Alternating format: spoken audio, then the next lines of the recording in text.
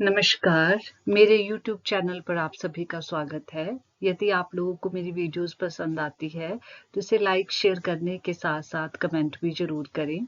आज मैं आपको बताने जा रही हूँ संधि, परंतु संधि के बारे में जानने से पहले आपको वर्ण के बारे में पता होना चाहिए कि वर्ण क्या होते हैं, क्योंकि इन्हीं ध्वनियों या वर्णों के मेल से होने वाला विकार या परिवर्तन जो है संधि कहलाता है।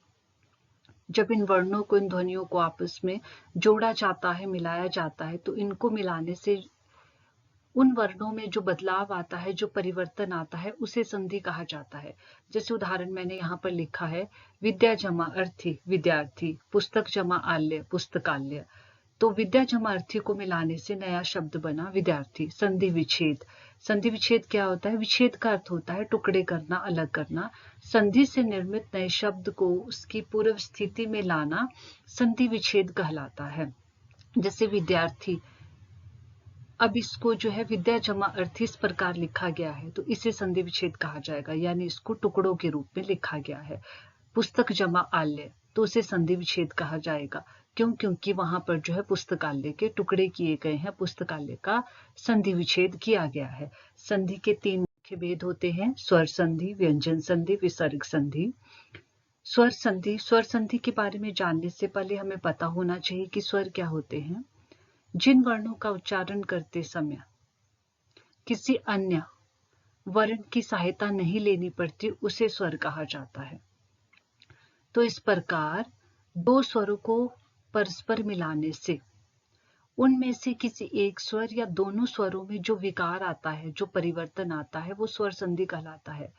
जब दो स्वरों को आपस में मिलाया जाएगा, तब या तो एक स्वर में परिवर्तन आएगा, कई बार जो है कुछ उदाहरण इस प्रकार देखने को मिलते हैं कि दोनों स्वरों में जो है परिवर्तन या बदलाव दिखाई देता है, तो उसे स्वर संधि कहा जाता है। इसके 5 भेद होते हैं, दीर्घ संधि, गुण संधि, वृद्धि संधि, यण संधि, अयादि संधि। आइए जानते हैं दीर्घ संधि के बारे में। दीर्घ का अर्थ होता है बड़ा। ह्रस्व या दीर्घ आपने पढ़ा होगा, स्वर के जो है 3 भेद होते हैं, ह्रस्व, दीर्घ, प्लुत। ह्रस्व होते हैं जिन स्वरों का उच्चारण करते समय कम समय लगता है, दीर्घ जिनका उच्चारण करते समय अधिक समय लगता है ना। अ, ई, उ ह्रस्व में आते हैं, दीर्घ में आ, ई, उ, ये दीर्घ स्वर है। ह्रस्व या दीर्घ अ, आ, इ, उ से परे क्रमशः ह्रस्व अथवा दीर्घ अ, आ, ई, उ आने पर जो है दोनों मिलकर दीर्घ यानी आ, ई, उ हो जाते हैं। कहने का अभिप्राय यह है कि जब किसी शब्द का संधि विच्छेद किया जाएगा, तो उसमें जो है अ के बाद यदि आ आता है, अ के बाद यदि ई आती है, अ के बाद यदि ई आती है, अ के बाद यदि उ आता है, अ के बाद यदि उ आता है, तो सभी दीर्घ यानी बड़ी मात्रा में बदल जाते हैं, आ, ई, उ। इस प्रकार के उदाहरण अगर आपको पेपर में देखने को मिलते हैं, जैसे मैंने लिखा है पराधीन, अतीव, सुक्ति, यानी यहाँ पर आ का प्रयोग हुआ है, बड़ी ई का प्रयोग हुआ है, बड़े ऊ का जो है यहाँ पर प्रयोग हुआ है, तो आप आसानी से लिख सकते हैं दीर्घ संधि, क्योंकि यहाँ पर बड़ी मात्रा का प्रयोग हुआ है। परंतु अब जो है इस साल से कोर्स भी हिंदी पेपर पैटर्न चेंज हो चुका है, उसमें कुछ बदलाव किए गए हैं। तो अब जो है व्याकरण भाग से अधिकतर प्रश्न विशेषता के रूप में, परिभाषा के रूप में, अंतर के रूप में पूछे जा रहे हैं। तो आपको जो है परिभाषा की तरफ भी थोड़ा ध्यान देना पड़ेगा। आपको पता होना चाहिए ह्रस्व क्या है, दीर्घ क्या है, स्वर क्या है, कौन से वर्ण जो है ह्रस्व है, कौन से वर्ण जो है दीर्घ है, तभी आप जो है इसका संधि विच्छेद कर पाएंगे। जैसे पर जमा अधीन, विच्छेद में आप देखेंगे र जमा अ, र के साथ अ की साउंड आ रही है, आवाज आ रही है, ध्वनि आ रही है, उसके बाद आगे अ है, तो दोनों को मिलाकर आ बन गया। सचिव जमा आल्य, व के साथ जो है अ की आवाज आ रही है, उसके बाद आ है, दोनों को मिलाकर आ बन गया, वा। अति जमा इव, छोटी ई के बाद छोटी ई है, तो दोनों मिलकर बड़ी बन गए। मुनि जमा ईश, छोटी ई के बाद बड़ी ई है, दोनों मिलकर बड़ी ई बन गए। सु जमा उक्ति, छोटे ऊ के बाद छोटा ऊ है, दोनों मिलकर जो है बड़ा ऊ बन गए। भू जमा ऊर्जा, बड़े ऊ के बाद बड़ा ऊ है, तो दोनों मिलकर जो है बड़ा ऊ बन गए। ये सब जो है दीर्घ संधि में आते हैं। जानते हैं गुण संधि। गुण संधि अ आ स्वरों के पश्चात बाद में यदि ह्रस्व अथवा दीर्घ ई उ री स्वर आते हैं तो ई के स्थान पर ए। आ के बाद यदि छोटी ई बड़ी आती है तो उसके स्थान पर जो ए का प्रयोग होगा। छोटा ऊ बड़ा ऊ आते हैं तो ओ का होगा और री अगर आती है तो अर का होगा। जैसे आप उदाहरण भी देख सकते हैं, स्वेच्छा ए का प्रयोग हुआ है, नवोढ़ा ओ का प्रयोग हुआ है, महर्षि अर की साउंड आ रही है, अर की ध्वनि आ रही है। तो यहाँ पर गुण संधि है, आपको याद रखना होगा। गुण संधि में ए ओ और अर का प्रयोग देखने को मिलता है। ए ओ और अर का प्रयोग देखने को मिलता है।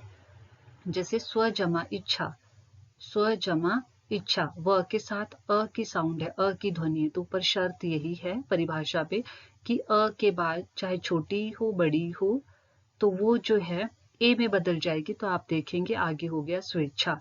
परम जमा ईश्वर, अ और बड़ी में ई मिलकर जो है ए बन गए परमेश्वर। नव जमा ऊढ़ा, अ और छोटा ऊ मिलकर जो है ओ बन गए। गंगा जमा उर्मी, आ और बड़ा ऊ मिलकर जो है ओ बन गए। महाजमा ऋषि, महर्षि, आ के बाद री का प्रयोग हुआ है जो अर में बदल गया।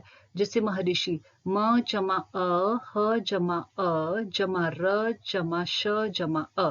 मैंने र के बाद अ इसलिए नहीं कहा क्योंकि यहाँ पर र रेफ है। जब र रेफ होता है तो वो आधा होता है। तो गुण संधि की पहचान ये है कि अ आ के बाद छोटी ई बड़ी आएगी तो ए में परिवर्तन होगा। अ आ के बाद छोटा ऊ बड़ा ऊ आएगा तो ओ में परिवर्तन होगा। अ आ के बाद अगर री आती है तो अर में परिवर्तन होगा। अभी जो है आप री का प्रयोग जो है यण संधि में भी देखेंगे तो आप याद रखना कि गुण संधि में अ आ के बाद री आ रही है तो अर हो रहा है। वृद्धि संधि, अ आ के बाद ए या ओ आते हैं तो ए के स्थान पर ए और ओ के स्थान पर ओ हो जाते हैं। यानी वृद्धि संधि में भी जो है बड़ी मात्राओं का प्रयोग होता है। ए और ओ का, एक जमा एक, अ के बाद ए आ रहा है, एक ए का साउंड यहाँ पर है। देव जमा ऐश्वर्य, अ के बाद ए है तो दोनों मिलकर ए बन गए, देवेश्वर्य। महाजमा ऐश्वर्य, आ के बाद ए है तो आ और ए मिलकर ए बन गए। दंत जमा ओष्ठ, अ और ओ मिलकर ओ बन गए, दंतोष्ठ। वन जमा औषध, अ और ओ मिलकर ओ बन गए, वनौषध। इस प्रकार वृद्धि संधि में जो है बड़ी मात्राओं यानी ए और ओ का प्रयोग होता है। यण संधि, ह्रस्व अथवा दीर्घ स्वर यानी छोटी ई बड़ी ई, छोटा ऊ बड़ा ऊ अथवा री के बाद यदि कोई असमान स्वर आ जाए, असमान स्वर यानी अ आ ए ओ आ जाए तो ई का परिवर्तन य में, ऊ का परिवर्तन व में और री का परिवर्तन र में हो जाता है। र हलंत है यानी र यहाँ पर आधा है। उदाहरण आप देख सकते हैं, अति जमा अधिक, छोटी ई के बाद अ है तो इसका परिवर्तन य में हुआ है, अत्यधिक। नदी जमा अर्पण, बड़ी के बाद अ है तो इसका परिवर्तन य में हुआ है। नद्यर्पण को हम लिख सकते हैं न द हलंत य र प ण। अनु जमा एषण, छोटा ऊ के बाद जो है ए है तो इसका परिवर्तन व में हुआ है, जैसा कि आपको परिभाषा में बताया गया है।